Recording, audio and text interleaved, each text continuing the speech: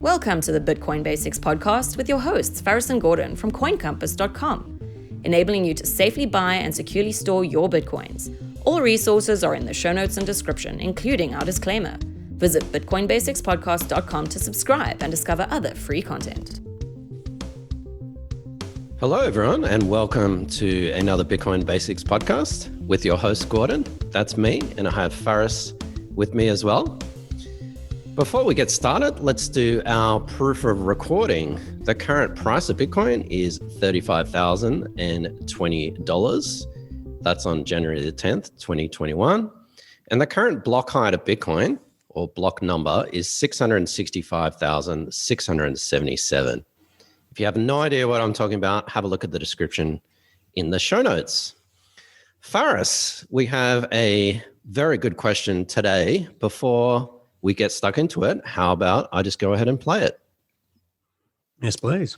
Sorry, I didn't introduce you at all. If people are logging in now, we've got, 100 podcasts behind us. People know who we are by this stage. If you don't, you're not missing too much.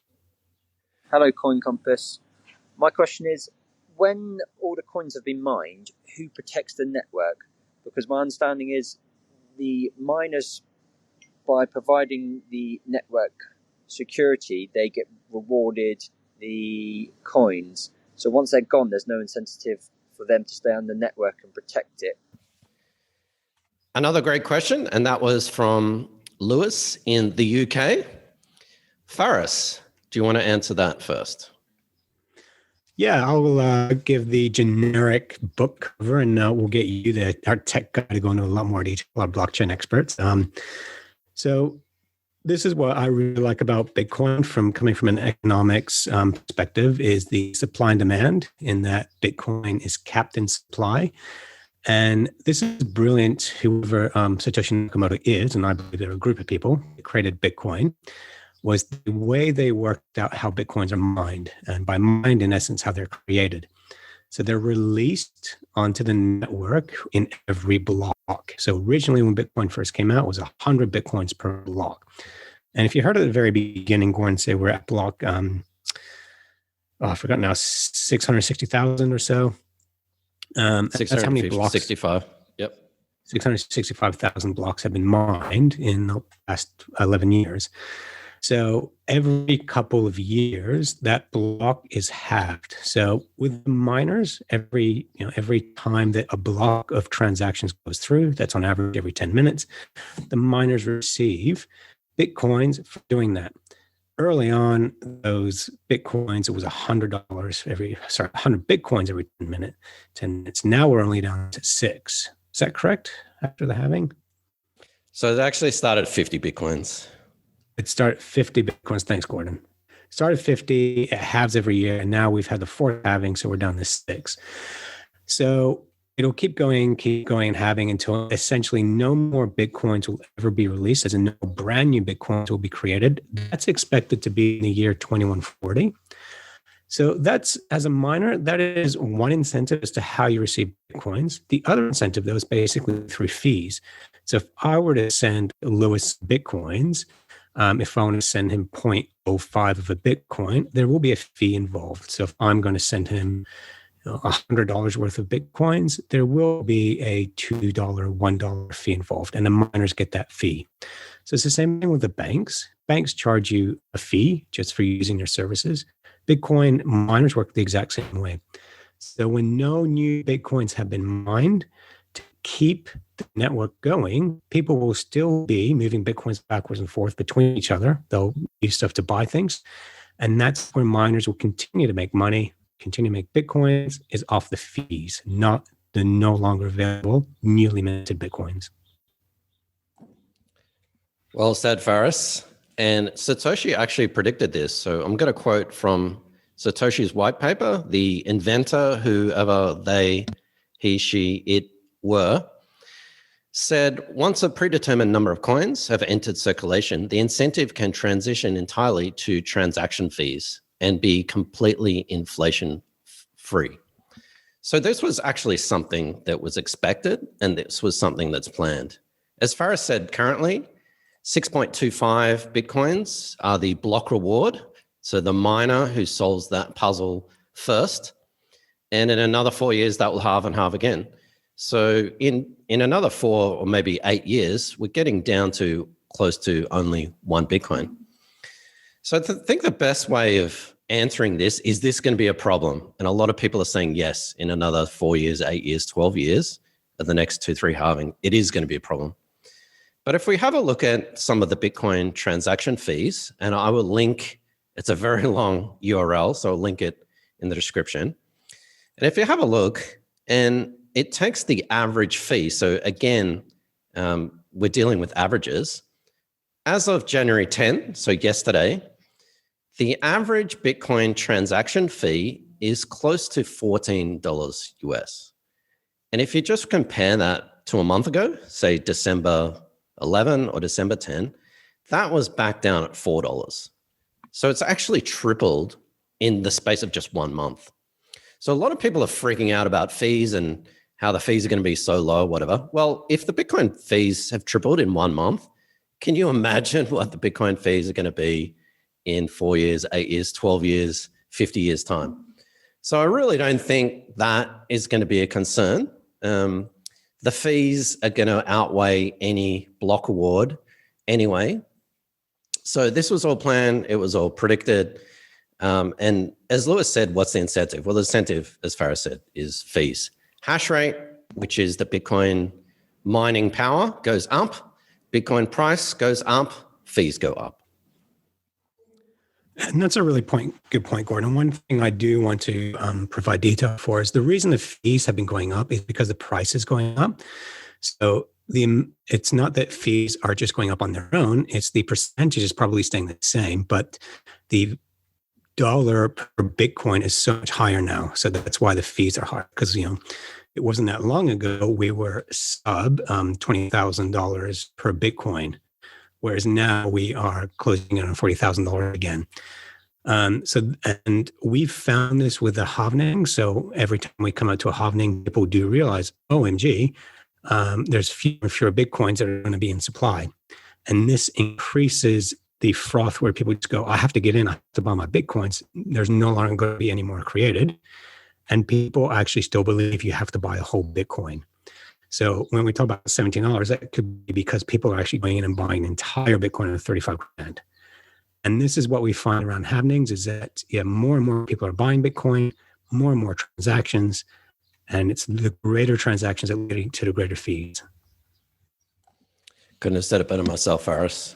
And my last point on that is that once Bitcoin becomes, and it won't fully, a closed economy, or at least a semi-closed one, you have a lot more transactions from merchants, goods and services, and those fees kind of become like taxes. So when you pay your 3% MasterCard and whatnot, then that's basically what happens with the Bitcoin network. And as more merchants get on board, and no, I'm not talking about tomorrow or next year, perhaps in the distant future, those fees will actually become quite significant. And I would assume that miners are actually going to make more from fees than they would with the normal block reward every 10 minutes. But it wouldn't be an episode, Faris, unless I played devil's advocate. Lightning Network and Liquid Network and all these what we call side chains. So they're not other coins or other blockchains. They're sort of things that sit on top or surrounding Bitcoin. For example, the Lightning Network makes Bitcoin payments faster because you can use Lightning instead of using the 10-minute Bitcoin. That's actually, all those side chains are going to decrease the number of Bitcoin transactions. So let's say in 5 years' time or 10 years' time, once Lightning takes off or maybe other side chains and people start using Bitcoin for all kinds of other purposes, you're probably going to see a reduction in Bitcoin transactions. People start using Lightning instead of using on-chain Bitcoin transactions. How is that going to affect the fees? And I would assume less transactions, less fees.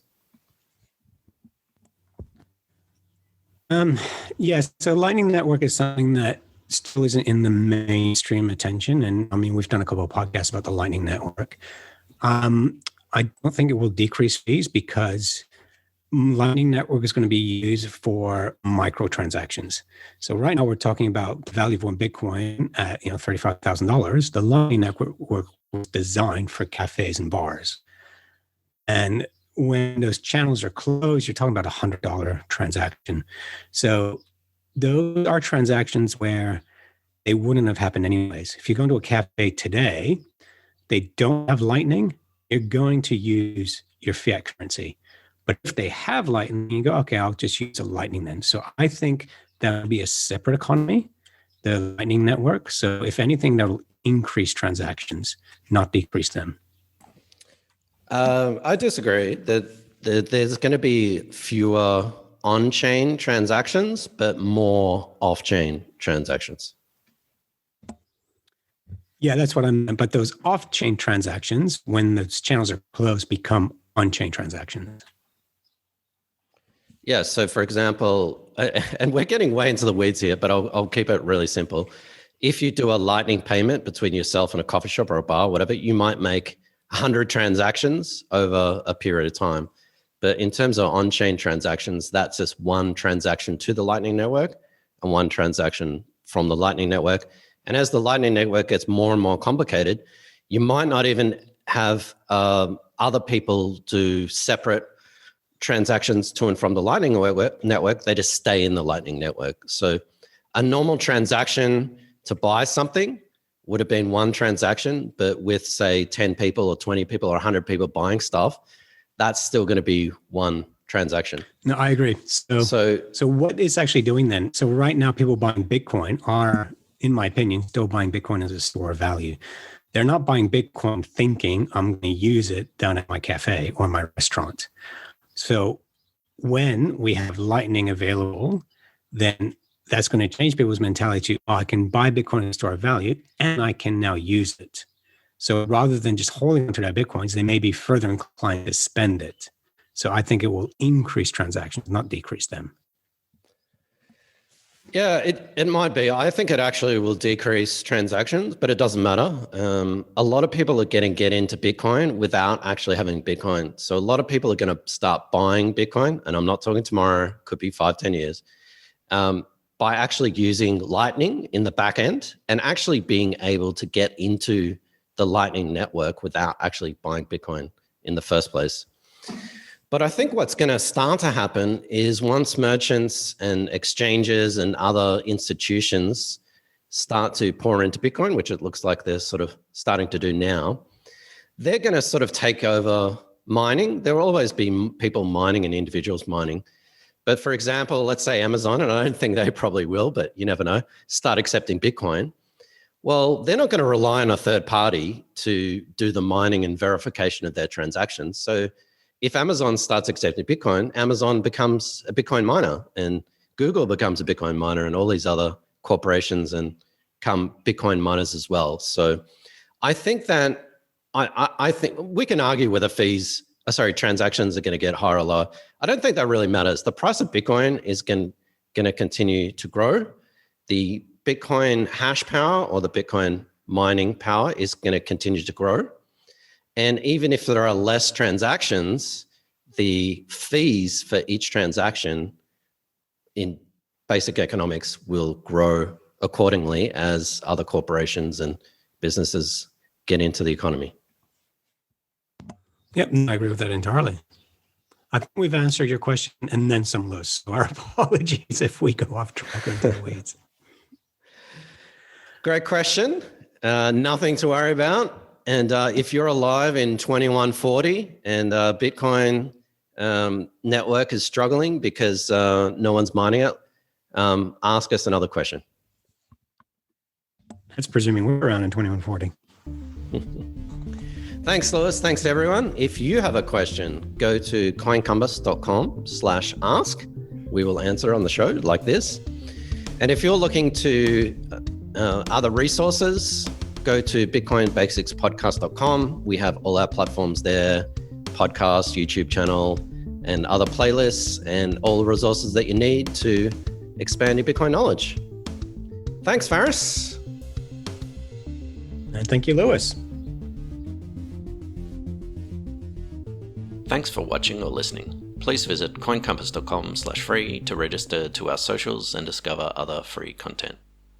Subscribing, liking, and following helps this content remain ad-free. Until next time.